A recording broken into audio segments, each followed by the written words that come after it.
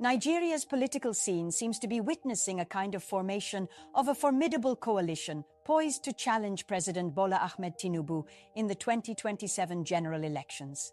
A coalition looking like a combination of agitated political gladiators and former political enemies.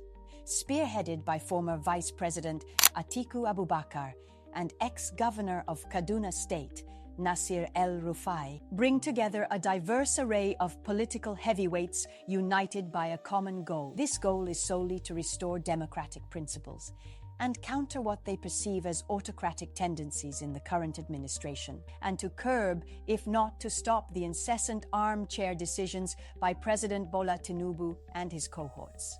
On March 20, 2025, the Shehu Musa Yar'Adua Center in Abuja became the epicenter of Nigeria's political discourse as former VP and PDP presidential candidate in the 2023 elections, Atiku Abubakar, flanked by former governor of Kaduna State El-Rufai, Labour Party spokesperson Yunus Atanko, and former deputy speaker of the House of Representatives and former Imo State governor Emeka Ihedioha, announced the formation of this coalition.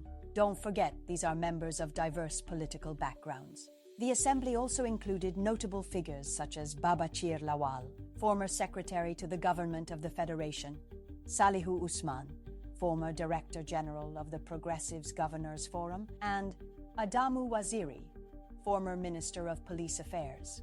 Apologies were tendered on behalf of former governors Kayode Fayemi and Rotimi Amaechi, who is now a known Bola Tinubu enemy due to the recent snub in ministerial appointment, who were unavoidably absent.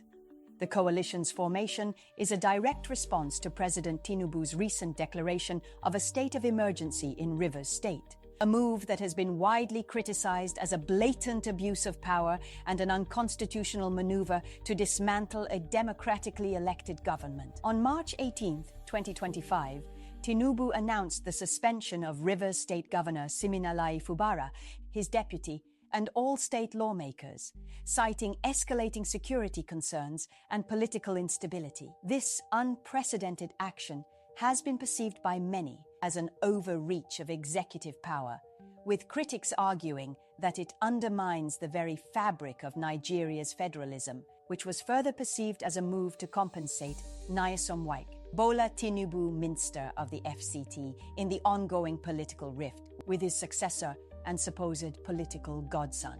Well, I think this has happened before. Bola Tinubu seems to have followed a political template from the past.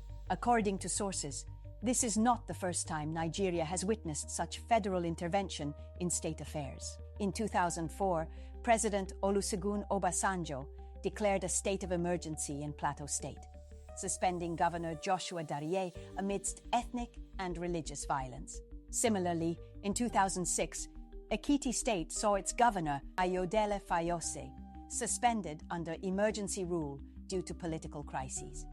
These instances were met with public outcry and debates over constitutional breaches, much like the current scenario in Rivers State. Bola Tinubu seems to have a flagrant disregard for democratic norms via constitutional breaches.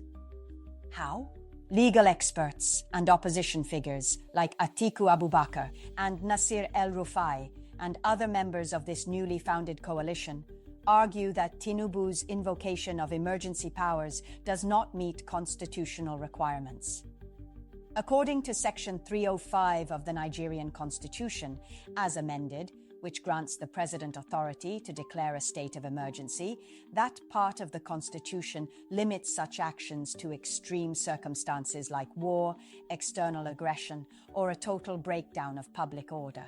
The coalition contends that none of these conditions are present in Rivers State, rendering the president's actions both illegal and unconstitutional. How did the NAS advocate and support this unconstitutional, politically motivated stunt despite the multi-party system in the chambers? Sources behind the background revealed a perceived move by the Senate President Godswill Akpabio to allegedly buy a full support of lawmakers in support of the Wike and President Bola Ahmed Tinubu's political masterstroke. Thus, widespread criticism has also been perceived unsuspecting lawmakers. Over time, In what seemed to be no shock to Nigerians, the National Assembly endorsed President Tinubu's declaration.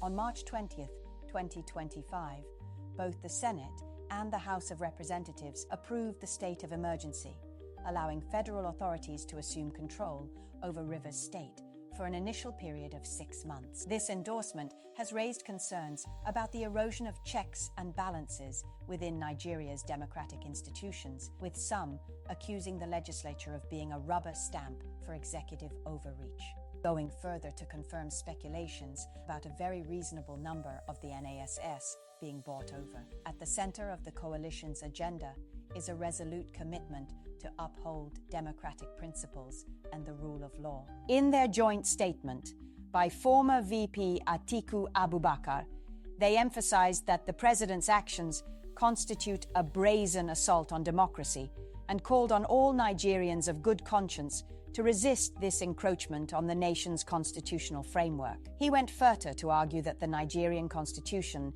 does not grant the president the power to remove an elected governor, deputy governor, or state legislature, and that such actions set a dangerous example and template and precedent for the future of the country's federal system.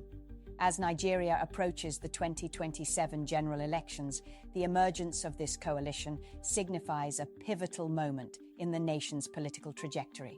The alliance of such diverse and influential figures underscores the gravity of the current situation and the collective resolve to safeguard Nigeria's democracy.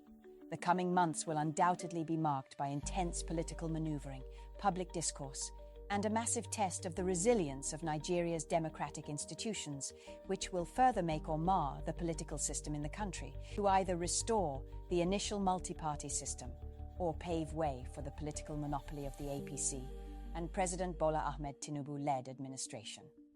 So for onlookers and non-political actors like the layman, the unfolding events in Rivers State and the subsequent formation of this coalition serve as a stark reminder of the need for vigilance in protecting democratic norms. As history has shown, the erosion of constitutional boundaries can lead to a slippery slope of authoritarianism and maybe dictatorship.